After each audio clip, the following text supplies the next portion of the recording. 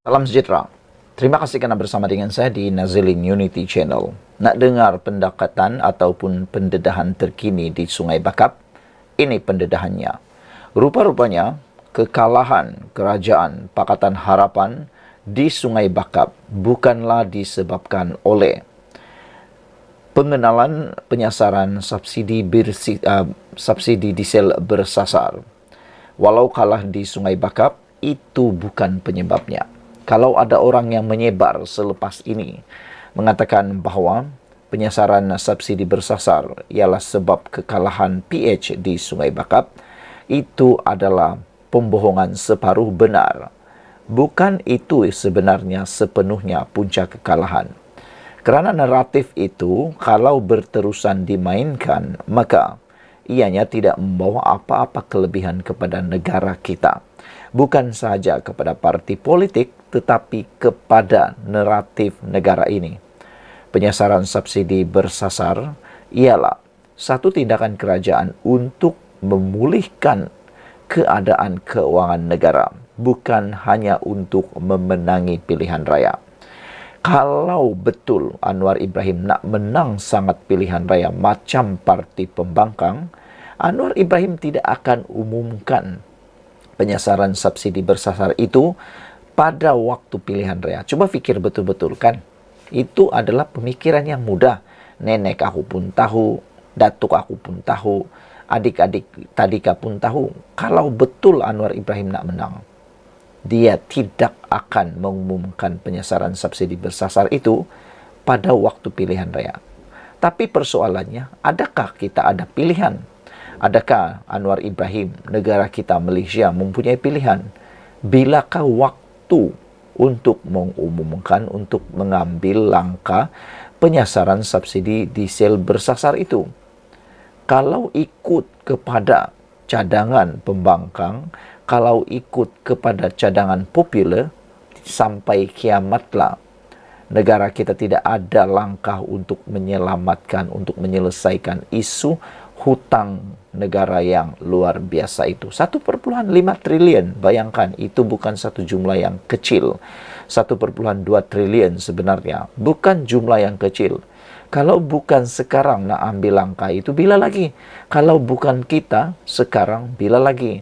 Takkan nak tunggu sampai ayam nak jadi kambing, barulah kita nak umumkan langkah drastik itu. Memanglah kecewa kerana ianya memberikan kesan, terutamanya harga diesel itu sendiri. Tapi lagi kita kecewa kalau sudah nasi menjadi bubur, sudah terlambat di tengah jalan. Walau bagaimanapun, kita ingin ucapkan tahniah kepada Anwar Ibrahim kerana berani mengambil langkah tidak popular itu. Bukan macam Perdana Menteri yang lain tidak berani mengambil langkah tidak popular itu kerana ada yang takut kalah. Jangankan takut kalah, takut sampai tak buka parlimen pun ada. Perdana Menteri seperti itu sebenarnya Perdana Menteri yang tidak mempunyai pemikiran daya maju, tidak mempunyai pemikiran untuk berdaya saing, dan takut untuk mengambil tindakan besar. Perpaduan tidak kalah sebab diesel. Terus pertahankan isu struktural yang sangat kritikal untuk negara kekal berdaya maju.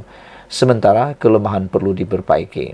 Jangan berundur, pertahankan islah negara. Saya yakin dasar Perdana Menteri yang ke-10 di atas landasan yang betul. Kata seorang pemimpin daripada amanah, iaitu Mujahid Rawa. Amanah yakin Perdana Menteri Datuk Seri Anwar Ibrahim berada di landasan yang tepat dan betul. Walaupun keputusan pilihan raya PRK Dun Sungai Bakap tidak memihak kepada kerajaan memerintah. Timbalan Presidennya Datuk Seri Mujahid Rawa juga percaya kerajaan perpaduan tidak kalah kerana isu penyasaran subsidi diesel. Kerajaan bukan kalah kerana isu penyasaran subsidi diesel. Yang ini hanya naratif sebenarnya. Kalau anda benar-benar nak sokong kerajaan, anda perlu tahu bahawa itu hanya naratif semata-mata, bukan punca sebenar. Nak katakan alasan sajalah kan. Perpaduan tidak kalah sebenarnya oleh sebab diesel. Teruskan pertahanan isu ini, jangan berundur, pertahankan Islam di negara kita. Saya yakin dasar Perdana Menteri ke-10 di atas landasan yang betul, siap mujahid lagi. Banyak pihak mengaitkan kekalahan Pakatan Harapan di Sungai Bakap dengan keputusan kerajaan melaksanakan penyesaran subsidi diesel yang berkuat kuasa 10 Jun lalu. Dalam tempoh tidak sampai 1 bulan pelaksanaan, PRK Sungai Bakap diadakan. Sebelum ini, Perdana Menteri berkata beliau enggan menangguhkan penyesaran subsidi bahan api itu kerana tidak mahu ia memberi persepsi yang salah kepada rakyat. Sementara pemimpin tertinggi dalam DAP pula yakin mereka sebenarnya kalah dalam perang naratif dimainkan Perikatan Nasional. Yang ini saya setuju. Kita kalah, Pakatan Harapan kalah di Sungai Bakap kerana perang naratif yang dimainkan Perikatan Nasional, bukan semata-mata kerana minyak diesel. Sekian untuk kali ini. Jangan lupa tinggalkan komen anda, tekan butang subscribe. Selamat malam, salam sejahtera. Terima kasih kerana bersama dengan saya di Nazilin Unity Channel. Pakatan Harapan didakwa kalah kerana penyasaran subsidi. Ini respon terbaru Fahmi Fadzil.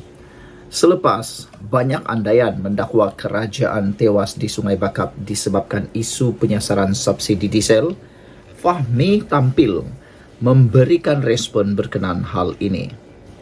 Menurut beliau yang juga jurucakap kerajaan, untuk mengatakan kekalahan Pakatan Harapan disebabkan semata-mata kerana isu tersebut, ia perlu melalui proses postmortem terlebih dahulu. Beliau juga sedar bahawa rasionalisasi bahan api itu dilaksanakan tidak sampai sebulan ketika hari mengundi berlaku. Kata Fahmi, kita semua sedar tarikh hari mengundi di Sungai Bakap 6 Julai kurang sebulan daripada pengumuman penyasaran subsidi diesel 9 Jun 2024. Jadi kata beliau, proses bagi mereka yang sudah memohon untuk mendapatkan budi madani masih berjalan. Ada yang mendungu flat kad di bawah skim kenderaan diesel bersubsidi. Untuk mengatakan ia kekalahan PRK Sungai Bakap berkait dengan satu dasar semata-mata atau beberapa dasar ini yang melalui postmortem, kita akan teliti, katanya kepada pemberita. Pada masa sama, Menteri Komunikasi akui perlunya perubahan dari segi kaedah penyampaian maklumat supaya setiap komuniti memahami dasar baru yang dilaksanakan kerajaan. Walaupun kita berusaha menyampaikan maklumat melalui semua saluran media, termasuk media sosial, tetapi mungkin manifestasi penyampaian maklumat itu perlu kita ubah suai supaya komuniti di situ, di satu-satu lokasi memahami perkara itu. Kedua, hujah balas daripada pihak pembangkang itu kita perlu urus dengan cara yang lebih teliti. Ini yang disampaikan oleh Perdana Menteri Datuk Seri Anwar Ibrahim, katanya kepada saya, katanya lagi. Jadi saudara-saudara sekalian, jawapan Fahmi Fadzil ini cukup teliti.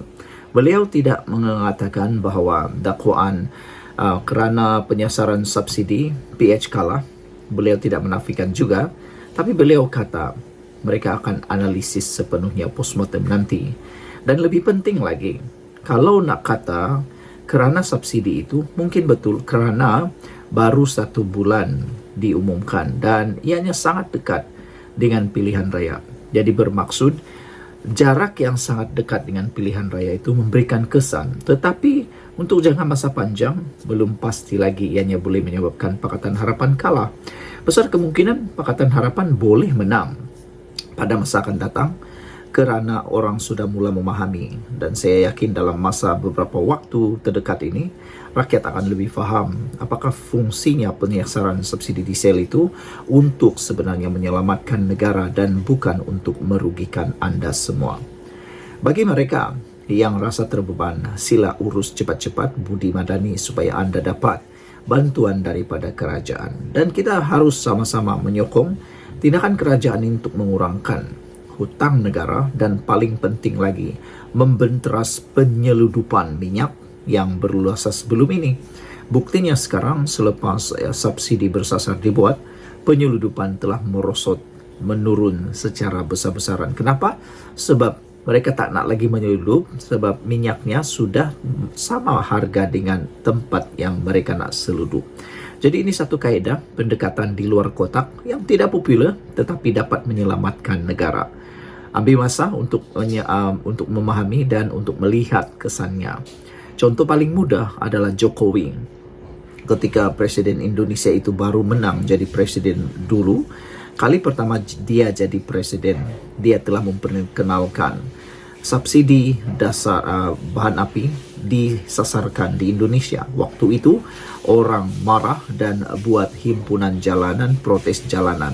Tapi selepas beberapa waktu, selepas dilihat hasilnya lumayan, hasilnya lebih baik dan rakyat mula nampak kebaikan tindakan Jokowi yang walaupun telah pun menimbulkan kesusahan pada peringkat awal, akhirnya Jokowi menang juga untuk menjadi presiden pada penggal yang kedua. Apakah itu akan berulang kepada Anwar Ibrahim? Besar kemungkinan Anwar Ibrahim akan dapat mengulangi apa yang Jokowi lakukan. Kita bagi masalah kepada Anwar Ibrahim 1-2 tahun ini, mungkin akan berlaku perubahan yang dapat memutar pusingkan, menspinkan otak dan pemikiran pendapat para penyokong Perikatan Nasional. Saya yakin itu akan berlaku. Sekian dulu untuk kali ini. Jangan lupa tinggalkan komen Anda, tekan butang subscribe. Bye-bye. Salam sejahtera, terima kasih karena bersama dengan saya di Nazilin Unity Channel. Kemarin ada orang bersorak, gembira. Mereka kata, orang yang ada gelaran PhD, ada kedokteran kalah kepada seorang pekerja biasa, kata mereka. Benarkah itu yang berlaku? ISO berjaya menumpaskan PhD dengan beberapa perkara yang berlaku di Sungai Bakap. Tapi ada satu penemuan yang menarik daripada netizen yang kita harus kongsikan kepada Anda semua, yaitu Jokowi dulu pun dikecam karena buat subsidi bersasar, tapi menang lagi penggal kedua. Ada orang kata pengenalan subsidi diesel bersasar oleh Datuk Seri Anwar Ibrahim, Perdana Menteri Malaysia pada waktu ini, akan membawa musibah besar kepada beliau, dan ada yang mengatakan sehingga boleh menyebabkan Anwar Ibrahim mungkin tidak akan menjadi Perdana Menteri lagi pada penggal akan datang kerana kalah. Tetapi ini penemuan yang menarik, yaitu Jokowi pun dulu dikecam ketika membuat subsidi bersasar, tapi akhirnya menang juga pada penggal kedua. Itulah yang saya faham bila dengar kata-kata pertama walaun meraihkan kemenangan dengan bangga menyebarkan ISO berjaya kalahkan PhD. Tak apalah, itu baru permulaan, belum lagi sampai kepada pekerjaan di lapangan. Kita bukan hanya melihat di dalam kempen ataupun keputusan pilihan raya. Kita nak melihat sebenarnya yang paling penting ialah gerak kerja di lapangan. Sejauh mana ISO boleh menghasilkan pembangunan, menyelesaikan masalah, membuat idea-idea baru di tempat beliau. Jangan sampai ISO pula kalah teruk oleh PhD nanti. Saya bukan kata calon PN yang menang itu tidak pintar. Tetapi walau zahirkan begitu, bukan alasan ekonomi, subsidi diesel, harga barang, atau sebab isu air dan lain-lain. Mungkin ini puncanya, wakil rakyat yang diangkat PAS, jahil bila bercakap isu ekonomi, polisi, dan pentadbiran kerana kebodohan dianggap hal yang dipuji. Bekas Menteri PAS, Datuk Seri Tuan Ibrahim Tuan Man, tak faham apa itu ISO. Pimpinan PAS, Fadli Sari, memuji inflasi 0.9% di Kelantan, walhal itu tunjukkan ekonomi yang lembab atau pengangguran tinggi. Ini PRK pertama selepas subsidi diesel bersasar diumum. Dalam keadaan Perdana Menteri ke-10 Anwar Ibrahim tahu PRK akan diadakan. Dari 6 PRK, 4 dimenangi oleh Madani. Jika menyelamatkan negara dengan memperbetulkan balik sistem subsidi jadi punca kekalahan, bagi saya itu reaksi biasa. Dan Madani terima sahajalah dengan hati terbuka. Kerana apa yang dibuat ini demi negara dan anak cucu. Tiada Perdana Menteri dalam Malaysia sanggup dikecam dengan melaksanakan subsidi bersasar, melainkan hanya Perdana Menteri Anwar Ibrahim dan Kerajaan Madani yang ada sekarang ini.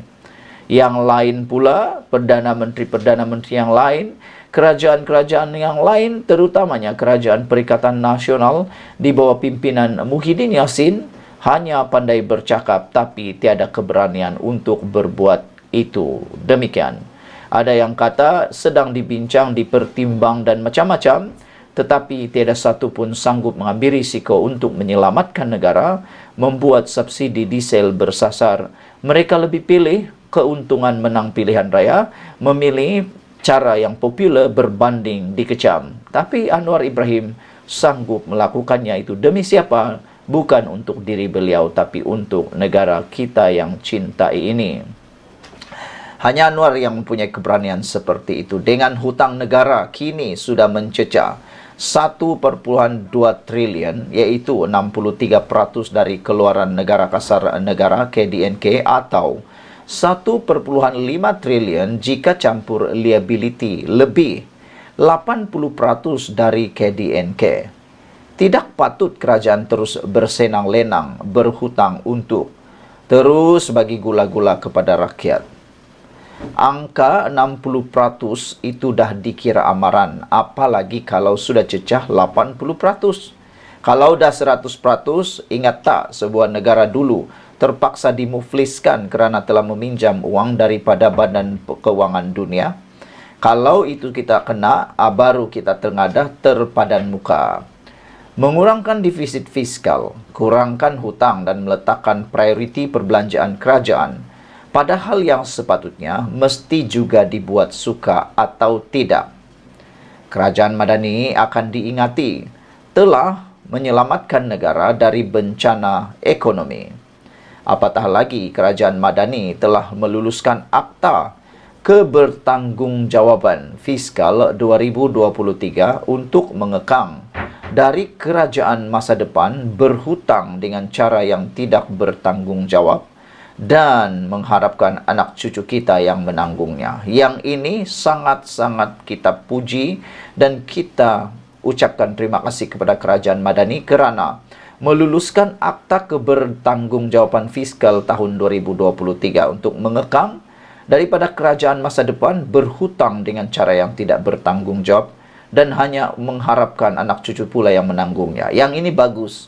Kalaulah tiba-tiba Anwar Ibrahim, Kerajaan Madani, perpaduan ini tumbang, diganti oleh Perikatan Nasional atau siapa-siapa sajalah, ingat akta ini. Mereka tak boleh berhutang sesuka hati juga. Nah, waktu itulah mereka akan mula fikir subsidi minyak itu atau cara-cara lain untuk menangani masalah keberhutangan itu akan digunakan juga, dan pasti pada waktu itu mereka akan terikut juga, mengguna juga cara Anwar Ibrahim. Malangnya Anwar Ibrahim yang terpaksa memulakan dan dikecam pula, nanti mereka juga yang akan tiru ikut. Cuma seperti biasalah dalam film atau sejarah, hero biasanya dilihat kala dulu.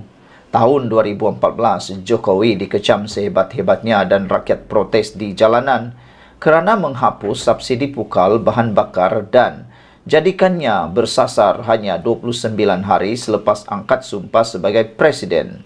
Waktu itu inflasi naik. Akhirnya rakyat faham dan dia menang semula penggal kedua pada tahun 2019. Yang penting, penerangan kerajaan kena jalan.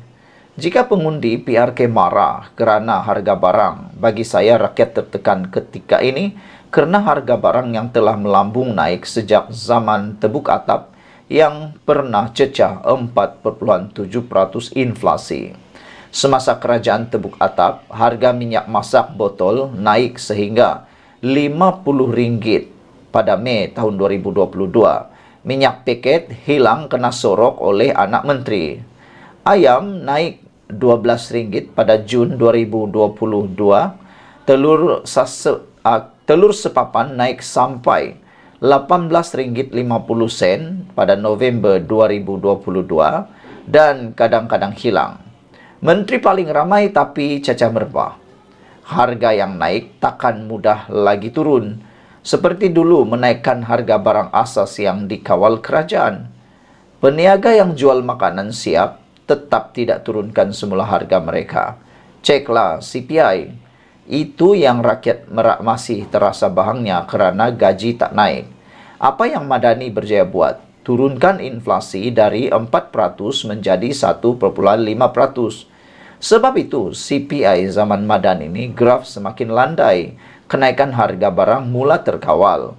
Jika selepas penyasaran subsidi diesel ini inflasi naik 2%, angka itu masih dianggap terkawal. Inflasi yang melebihi 4 hingga 5% di negara maju atau 6 hingga 8% di negara sedang membangun dianggap sebagai tanda amaran bahawa ekonomi mungkin sedang overheating. Sekian dulu untuk kali ini. Jangan lupa tinggalkan komen anda, tekan butang subscribe. Bye-bye.